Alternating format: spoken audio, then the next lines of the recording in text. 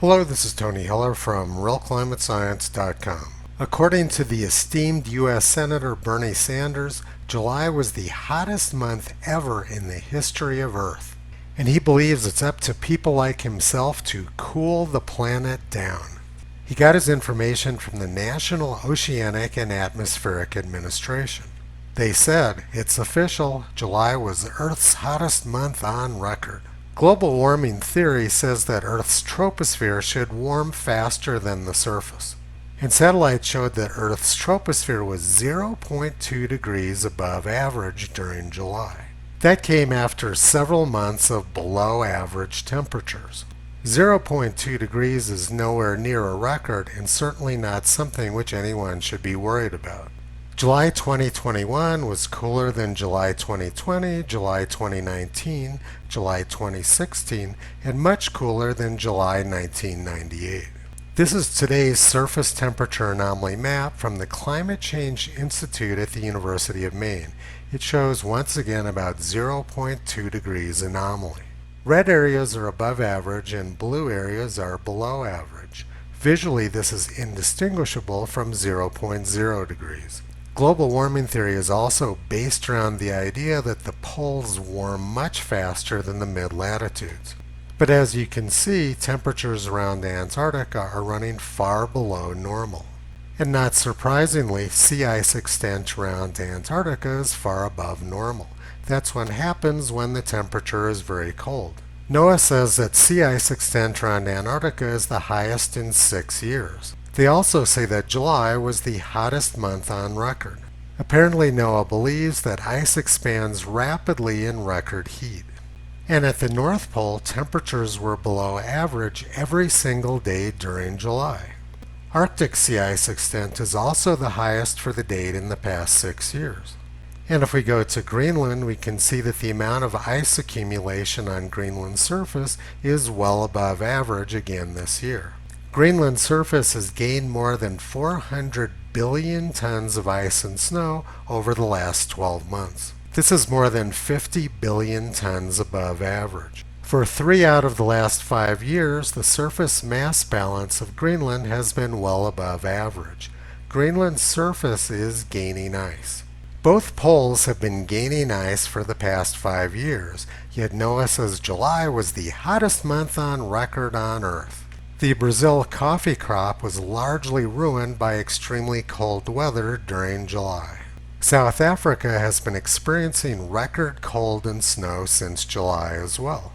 This shouldn't surprise anyone because temperatures around Antarctica are running far below normal.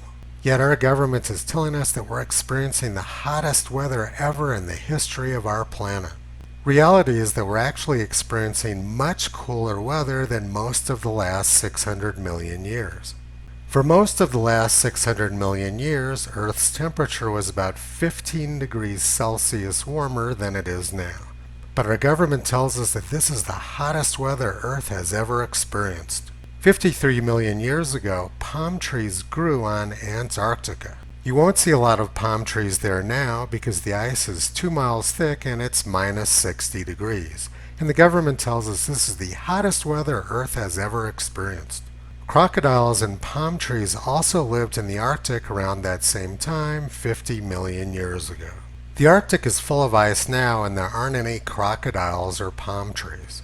But experts say that if we keep burning fossil fuels, the polar bears are going to be replaced by crocodiles. Let's take a look now and see if that makes any sense. Around the time Stonehenge was built, the Arctic was ice-free and carbon dioxide levels in the atmosphere were much lower than they are now. Trees grew all the way to the edge of the Arctic Ocean. There was no permafrost, and July temperatures in the Arctic were 2.5 degrees to 7 degrees Celsius warmer than now. This is a fossil tree from 5,000 years ago right near the edge of the Arctic Ocean in what is now permafrost. The current tree line is 80 to 100 kilometers further south. The historical record provides no evidence to support the idea that Arctic temperatures and carbon dioxide levels correlate.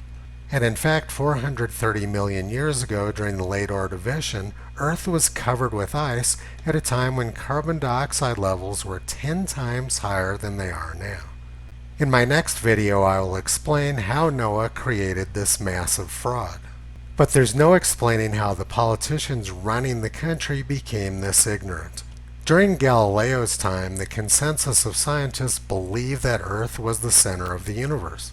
They would look up in the sky and see what they believed to be the stars rotating around the Earth once every 24 hours. At least there was some evidence for their belief system.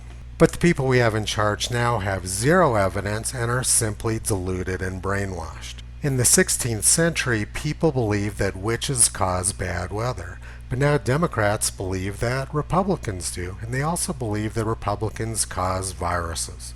We live now in one of the darkest and most ignorant times in science history. As I already mentioned, in his next video, Toto will explain how this fraud was created by the US government. You can visit Toto, Kyrie, and Caesar on the web at realclimatescience.com.